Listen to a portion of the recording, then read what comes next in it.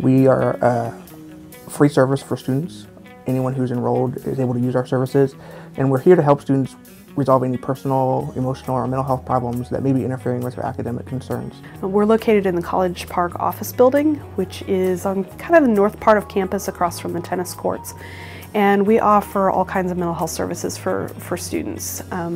Individual counseling, group counseling, couples counseling, a lot of workshops and education across campus. And so we have a wide variety of things that might be helpful to students. We have licensed psychologists, social workers, we have folks who are in training to become counselors and psychologists as well. So you have a variety of people to choose from.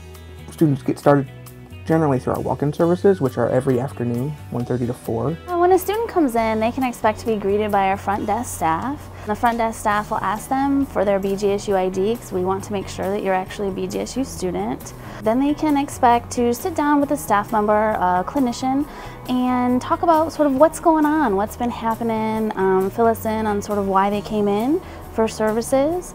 We then sort of figure out what services might meet their needs best. We talk about individual counseling, group counseling, stress clinics, workshops, Falcon's Flock, as well as other services offered around campus, such as the Career Center or the Learning Commons or disability services. So that initial session is just really informal. We're going to see what's going on and see what services might be the best fit for you. Individual counseling is a really important part of our services. When you get connected up for individual counseling, you meet with the same therapist. You and your therapist decide how often you need to meet and how many times total. One of the biggest advantages of group counseling, it can be really helpful for people that are really having difficulties maybe adjusting to the social aspect of college life, making connections with people. If they're the only person that they know here on campus, it can be really good for people, dealing with low self-esteem or, issues or symptoms of social anxiety, because it can really allow them to receive, really allow them to receive constructive feedback in a safe and hopefully non-judgmental environment.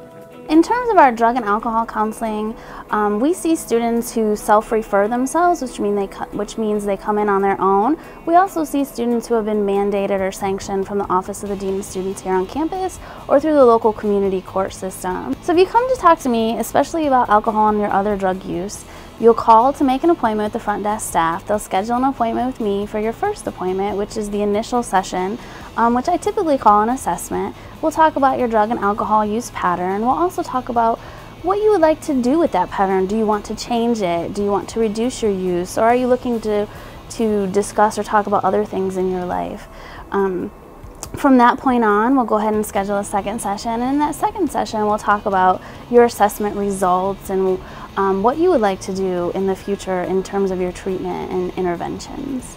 A stress clinic is one of our many free services where students can come in and maybe have something that might supplement potential counseling that they might be seeking, or discussing an issue like, conquering procrastination, managing anxiety symptoms through, things like guided imagery or, muscle relaxation, or maybe things along the lines of improving your relationships. I help students connect with on-campus services, including student health services, financial aid, and any other service that they'd like to connect to help make sure that they're aware that there are these resources for them and to help coordinate the staff who are working with them. They might need rent assistance or utility assistance, food, shelter, clothing, some items that aren't necessarily available on campus. I can link you to some of those social services providers, including the United Way and other countywide initiatives. One of the things that makes the Counseling Center a safe place is that we have a very strict policy about confidentiality